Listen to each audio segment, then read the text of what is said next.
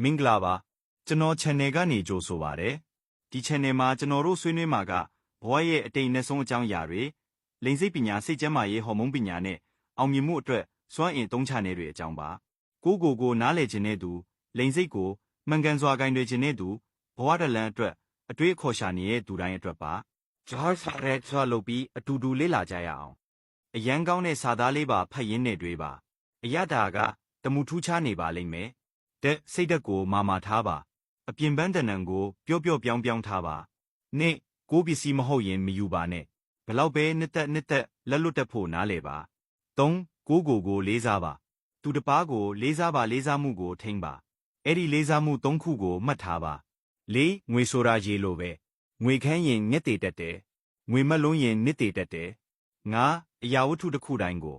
ရှုထောင်ပေါင်းစုံပပေါင်းစုံကနေခံစားပါ6သူတစ်ပါးကိုထိခိုက်နာခြင်းမှုမျိုးနဲ့ကိုအပြည့်ကိုစိုးကြိုးကိုဖုံးကွယ်တတ်တဲ့လူလောက်ရှက်ဖို့ကောင်းတာမရှိဘူးခုနှစ်လောဘမကြီးနဲ့ကောင်းတဲ့အရာတွေကဘယ်တော့မှတာရှိမခံဘူးရှေ့သူငယ်ချင်းအတွက်အနစ်နာခံတဲ့အလုပ်ကခက်ခဲတဲ့အလုပ်တော့မဟုတ်ဘူးခက်တာကအနစ်နာခံရလောက်တဲ့သူငယ်ချင်းမျိုးရှိဖို့ပဲလိုတယ်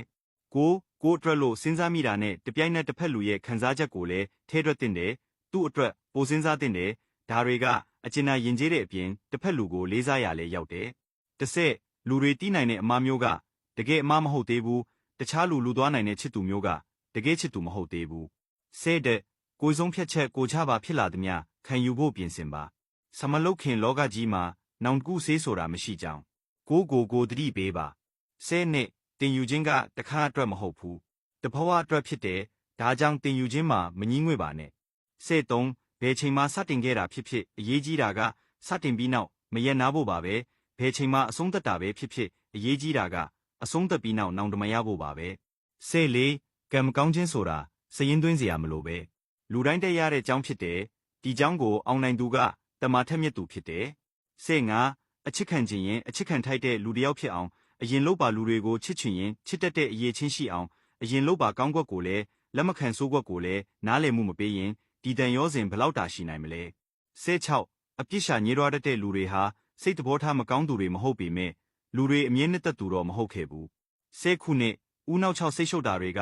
မနှက်ဖြန်ရဲ့ဝင်ကိုပေါ်သွားစေမှာမဟုတ်ဘူးဒါပေမဲ့ဒီကနေ့ရဲ့ပျော်ရွှင်ခြင်းကိုတော့ဆုံးရှုံးသွားစေမှာ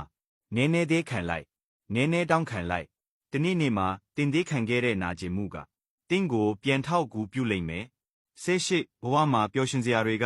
အများကြီးတင်းရဲ့အာယုံနဲ့အကြည့်ကိုအဲ့ဒီမပျော်ရွှင်တဲ့အရာတွေပေါ်မှာပဲစူးစိုက်မထားပါနဲ့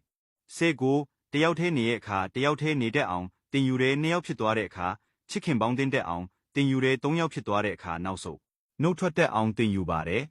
နှစ်ဆက်တကိုရဲသမားလို့ဆိုတိုင်းအချစ်ကိုနားမလည်သူလို့မထင်လိုက်ပါနဲ့တကယ်တော့တကိုရဲသမားဆိုတာချစ်သူရဲစားရှိလျက်နဲ့နာကျင်ဝမ်းနဲ့နေရသူတွေထက်စရင်ပိုမျှော်မြင်ရှိတယ်လို့ဆိုရမယ်အခုလိုအချိန်ပေးပြီးဖတ်ပေးတဲ့သူအားလုံးကိုကျေးဇူးတင်ပါတယ်ရခိုင်ကလေးကိုတဲဆန်အချီ